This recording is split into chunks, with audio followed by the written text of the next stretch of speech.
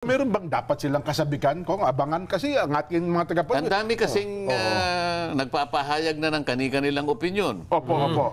Pati yung akademya, yung kahuli-huli lang nakita ko, mga profesor ng UP College of Law, yan, na talagang nakikialam na sila sa usaping yan. Lahat naman na kailangang makialam talaga sapagkat tayo'y naharap talaga sa maraming issue sa... Malaking usapin, usaping pambansa ito. Kailangan ay... Ayun, mapag-usapan din natin. Opo. Para makatulong din tayo sa ikalilinaw ng lahat ng pinag-uusapan ngayon. Pero sa inyong pagtaya, Sen, bago lang namin kayo pakawalan, ano bang higit na makabubuti sa ating bansa at administrasyong ito, matuloy o hindi matuloy ang discussion ng impeachment? Kung ako kasi ang titingin, babalanse sa pinag-uusapan natin sa bigat ng issue na kinakaharap ng ating bansa, kapag itinuloy ito, yung impeachment, yung tatagal ito, pagkatapos sa nakikita ko naman, hindi rin naman nila mailalaban yung pagpaalis sa ating pangalawang Pangulo. Baka magkapahiyaan lang. Baka hindi magiging maganda sa panig ng ating pamahalaan.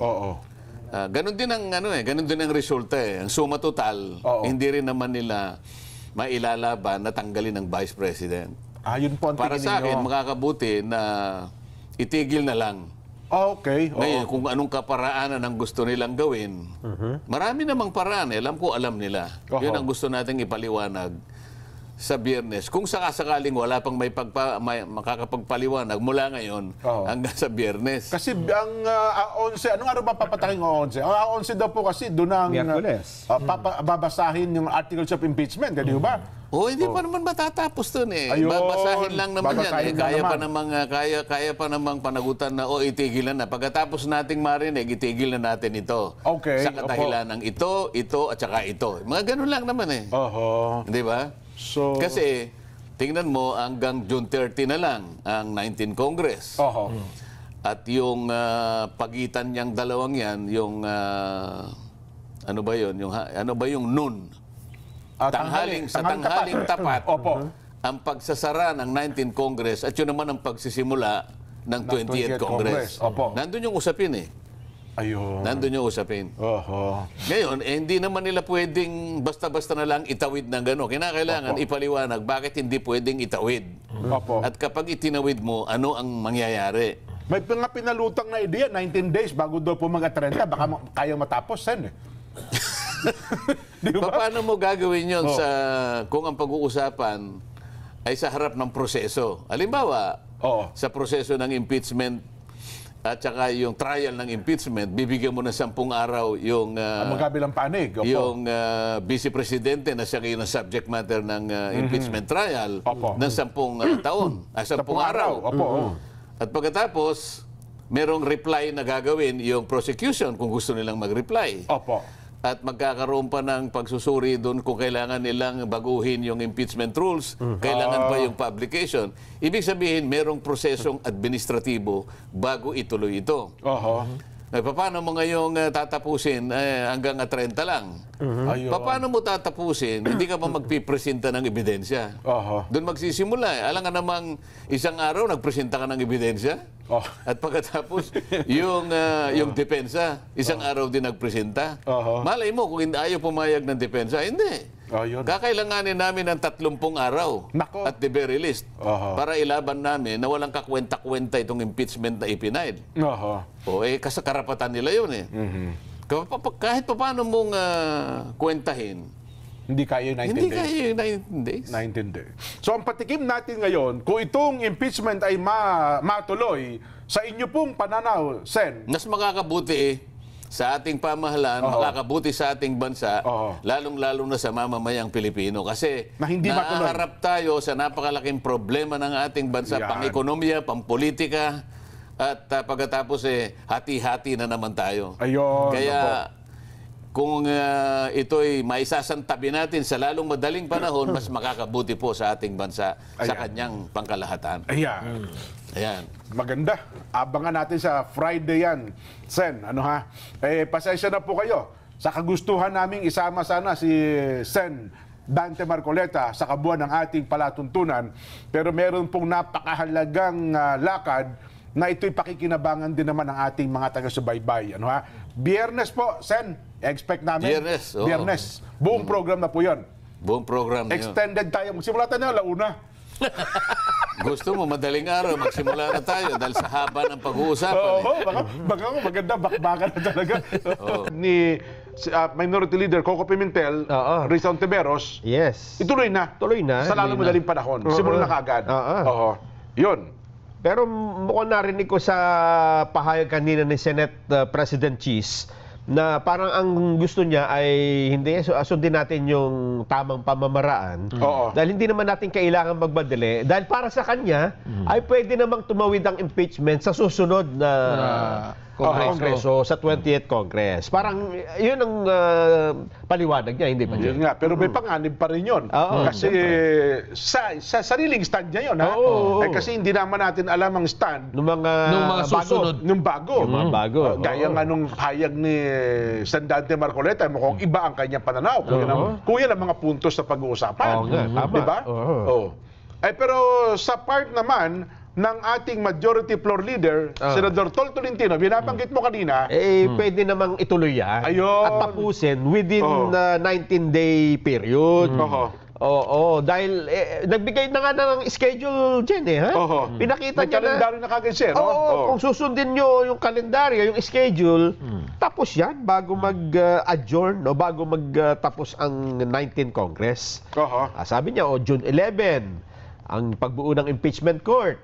11 to 21, submission ng answer ng Vice President. 10 days yan. June 22, reply of prosecutor. Kasi nabigyan mo ng 10 days ha? June 23, submission of trial brief. Afternoon, opening statement. June 24 to 25, presentation of evidence ng prosecution. 25 to 26, yung ebidensya naman ng depensa.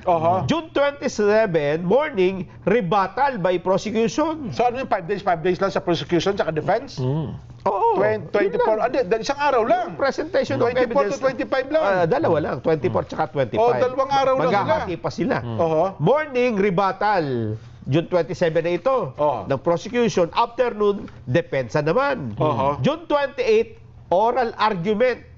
Isang oras bawat isa, defense and prosecution.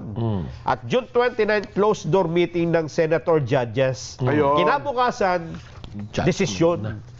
Ayan. Ang magiging problema nga rito, ito ay po pwede sa papel. Kasi tingnan nyo naman kanina. Yung balitaktakan lang. Yung senador Cayetano lang, di ba? Magtatanong lang ng dalawang tanong. Ilang minuto yung kanyang paliwanag. Pero kung titignan mo, hindi siya grandstanding. Hindi naman. Ano talaga yung mga tanong nila, talaga may substance naman. Yes, totoo naman. Baga, makatutulong doon sa tamang proseso para makamit natin yung tama nga namang resulta na gusto rin nating makuha. Hindi naman kasi, Jen, nakatulad dyan nung pagka tinanong mo yung nakita natin, halimbawa sa Quadcom, pagka tinanong mo, hindi. Ang gusto kong sagot mo, yes or no lang. Hindi mo pwedeng ganun Hindi pwede yan. Paano kung kailangan mo ipaliwanag di ba? Totoo. At saka ang magtatanong nito, mga talagang lihitin mga abogado, Hindi, ang senator judges, meron diyang hindi abogado. Pero yung nasa depensa at saka prosecution, puro mga abogado yan. Kailangan. Yes. Naalala ko yung ako nanonood ng Corona impeachment trial, di ba? Abogado niya dati, sina Attorney Raymond Porto, di ba? Secretary Apin Cuevas, Sir Apin Cuevas, di ba? Nandun pa rin si Attorney Karen Jimeno. Yes, di ba? Mga abogado talaga yung tumatayo sa depensa, di ba? At kung hindi ka mahusay-husay, lalamunin ka nila. Ay, talaga naman. Lulunok ang buho. Doon nga, akala mo dati, talon-talon Di ba? Yung sa part ng depensa. Nung tumayo naman si Ay, may pag-asa pa. Nung tumayo naman yung Serapin Cuevas, no? Ganun talaga, pero dapat dito, talagang, minsan kasi dinadaanan din, lalo sa social media, di ba? Ang ginagawa ngayon, ang campaign sa social media, Di ba? Naglabasan ng iba't ibang stand ngayon. Mga law school, mga eskwelahan, mga academician. Ang dami. Pero teka lang, bakit hindi nang nanaig nung nakalipas na eleksyon? Ano? Oo. Di ba? Doon ka magtataka kung ang eleksyon ay boses ng taong bayan at doon ay talagang yun ang hatol ng taong bayan, bakit yung stand na yun ay hindi nanaig? Mas marami kasi ang karaniwang mamamayan dyan. Natahimik lang. Oo. Hindi, sabi nila mas marami Gen Z. Walang social media. Ganon. Sabi nila mas marami Gen Z ngayon.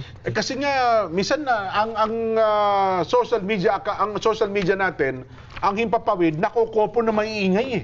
Yung magagaling sa, keyboard warriors eh. Tsaka dyan diba? yung tinatawag nila na Gen Z, pagdating sa eleksyon, sa pagboto, unang-una, hindi naman pa na-measure ang dami nila eh, ha? Ay, tama ka. Kasi pagka ang tinatanong ng survey, ay ano yun eh, by economic class eh. Ha? Yes, A, B, C, D. Yes. Oo. At doon, nakapaloob yung lahat na ng generation. Yes. At ang sabi nung nakapanayon pa nating isang political analyst nung panahon ng eleksyon, ang Gen Z ay nahati rin sa economic class. At hindi dahil kung mo Gen Z ka, ay isa kayo ng pananaw. Ay, hindi. Tama. Depende yan dun sa environment mo kung nasaan ka. Halimbawa ba, ang ibig ba sabihin, ang Gen Z lang ay karamihan ay puro lang alta sosyedad? O mga nag-aaral? Di ba, meron din Gen Z na nandun sa mga liblib na lugar. Tapos palad. Walang trabaho, walang maayos na, hindi ba? At yung pananaw, nakadepende sa tao na kapalibot sa kanya. Totoo yun. Di ba? Kung sino yung nag-aaruga sa kanila nung oras na pangangailangan niya. Kaya hindi mo pwedeng bilangin ang Gen Z as a whole. Totoo. Kasi hinati-hati rin yan sa economic class at sa iba pang mga environment na kanilang kinaroroonan. Hindi ba? Kaya sa ngayon, ay ang problema natin, ito pinagbubulan ho ng pagtatalo-talo.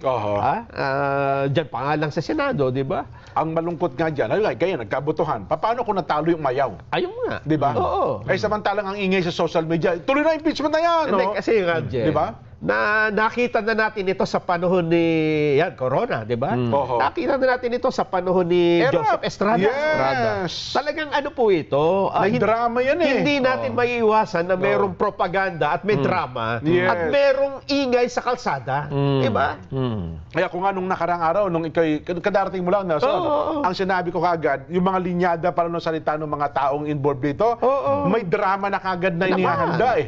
Di ba? May drama na kagad na inihanda kung sakaling hindi matuloy itong impeachment trial, para mo na nakikinig-kinita kung ano mangyayari. Parang halimbawa yan dyan ng isang bata na humihingi ng candy at hindi mo nabigyan, may plan B na yan. Na maglupasay. Maglulupasay yan. At siyempre, ang isang naglulupasay, gusto niya mas maraming atensyon na makuha. Naku, nagtatantrum sa niya, pagpagulong-gulong sa mall eh. Ang problema, Jen, kung ang isang bata na naglupasay at dati ay naawa ka, binigyan mo na candy, at nakita mo, kinabukasan, ganun na naman ang ginawa, malalaman mo, hindi, ano lang ito, technique lang, di ba? Magigising na sa katotohanan. Baka hindi na umubra. Hindi, sabi nga nila, hindi araw-araw ay December 25. Diba? Parang sabi nila, namamanipula mo na ako, nahalata na kita. At may kailangan ka, iiyak ka, maglulupasay ka. Ito na, patpat, medyo ilalatay na ito sa puwit mo. Paluin ang bata na yan. Hindi mo pwedeng laging ikaw masusunod. Diba? Paano na yung pagsuheto? Diba? Ay mukhang yun naman ang dapat na maintindihan natin. Baka hindi na, kasi sa pamamagitan din ng social media, mahalata mo na rin yung mga dramang gagawin eh. Di ba? Kaya sinasabi na natin, maaga pa, wag ko kayong magpapadalos-dalos. Baka namamanipula tayo dito. Yung ingay po sa social media, hindi naman talaga yun ang totoong damdamin ng taong bayan. Totoo. Di ba? Yun nga lang pong resulta ng absentee voting eh. Diyan, boto ng mga sundalo, mga pulis, uniform personnel, pati mga teacher. Lumilitaw, puro kaalyado ng Duterte, yung mga inendorso ni BP Inday Sara ang nanungunguna. Ang nanaig. Ibig sabihin ba, di ba? Kung gusto nila o ayaw nila gusto nila isulang ang impeachment, dapat iba yung resulta nung... Hindi sana nakakuha ng boto ng 26 million. Hindi dapat. Si Kuya BG. Si Bongo. 26 million, di ba? Pinakamataas sa kasaysayan ng isang naging senador. Di ba? Tama? Yun nga. Oo. Natalo nga si sino?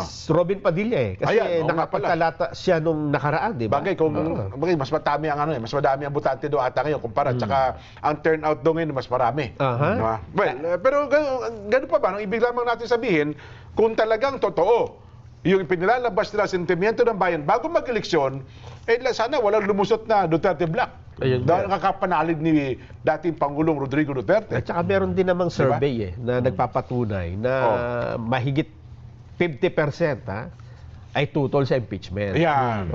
Pero ang atin dito, hindi naman tayo dun sa tutulan ba natin yan o ituloy, kundi tingnan natin kung hindi pa pwede na iwas-iwas natin ang lahat ng gusto natin kahit labag na sa mga prinsipyo ng salig ng batas, di ba? Doon tayo sa kung anong nararapat na sundin. Hindi, kaya nga ako na-excite ako doon sa sinasabi ni Sandante Marcoleta. Bakit niya nasabing kapag hindi natuloy ang impeachment, natalo. Parang ang dating talo pa ang administrasyong ito Pero kung, tama ba? Yung kung ito niya ay ang tag doon? Pigilan na lang. Pigilan na lamang. Hindi na itutuloy. Hindi na tinuloy ang impeachment. Gumawa Marami ng paraan. Mas makabubuti. Mas makabubuti pa sa kasalukuyang administrasyon. Parang ang gusto niya sabihin dito, Jen, unang-una, nabanggit naman niya kanina, di ba? Baka daw kasi mapahiya. Mapapahiya kasi sa numero kasi in the end ng impeachment, botohan ito. Di ba? Botohan kung i-impeach o hindi Totoo. Halimbawa nga, natuloy ang impeachment. Sa bandang huli, nagbotohan. Napakahaba ng panahon, di ba? Di walang mga batas na napipirmahan. Di ba kasi nakaano sila Nasa impeachment trial kayo ng gawa ng batas, pero hindi nyo kayo matalakay kasi may impeachment kayong ginagawa humaba yung impeachment. At in the end, hindi naman pala i-impeach. Di sayang lang yung oras, di ba? Yun siguro yung gusto niya sabihin doon. At hindi na nakabuti sa bayan dahil binay yung mga batas kanina, Jen, di ba? Sayang. Ang dami nilang inaaprubahan, biglang pinigil ni Coco Oo nga. Di ba? Meron silang inahabol kasi ngayon ng mga third and final reading sana kung sinunod na lang, meron na usapan sa A11. Sana hindi na nag-usap-usap ngayon ng ahaba ng kwentuhan nila at tanungan ngayon, nalihis na doon sa mga inaaprubahan sana kanina na... Na-excite pa naman ako doon sa 200 pesos na wage increase. Ayun ba? Bukang hindi matatalakay ng Senado. Sinabi na ni Senador Cayetano. Kulang pa pala ng dokumentong kinakailangan. Galing sa Kongreso. Ayun ang problema dyan. Di ba? Hindi pa sila nagbabayad paano mapagkakasunduan? 100 yung na isa naman ay 200. Magkano ba talaga ang gusto natin? Yes. 3 araw na lang yung hearing Nako po. Paano yung 200 natin? Ewan ko naman kay Senador Coco, bakit pa niya isiningit? Samantalang may napag-usapan ng petsang June 11. Di ba? 2 araw lang. 9, 10, 11, di ba? Yun na nga. Ang dami namang, buti sana kung wala nang ipinapasang mga panukala di ba? Ay, nako. Well, tingnan natin ang sentimiento, ang pulso ng taong bayan.